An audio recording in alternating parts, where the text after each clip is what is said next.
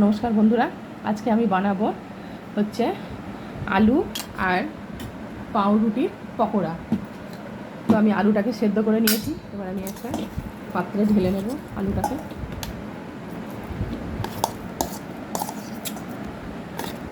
এর মধ্যে রয়েছে পেঁয়াজ, আদা, রসুন। এটাকে হালকা করে সেঁতলিয়ে নিয়েছি।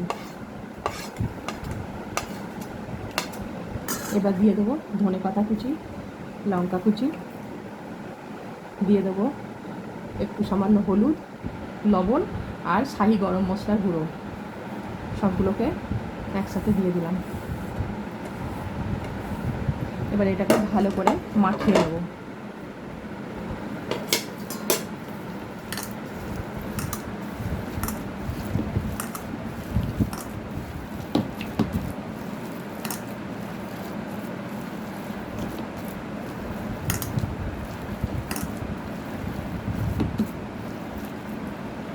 আমার এটা মাখানো হয়ে গেছে।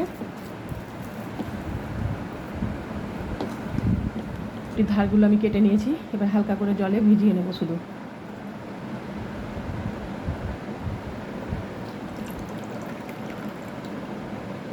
ভালো করে এরকম করে চিপে নেব। সবগুলোকে এরকম করে নেব। এখানে দুটো ডিম নিয়ে নিয়েছি। ডিম দুটো আমি ভালো করে ফেটিয়ে নেব।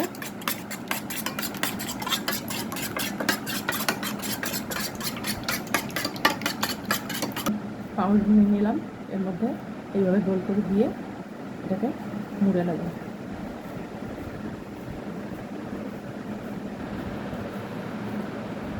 বাকিগুলো ঠিক এইভাবে আমি বানিয়ে নেব। ডুবিয়ে নেব আর বিস্কুট গুঁড়োর মধ্যে কোট করব।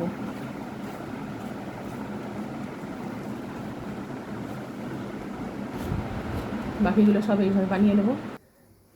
আমার তেলটা গরম হয়ে গেছে। আমি এবার পকোড়াগুলোকে ছেড়ে দেবো।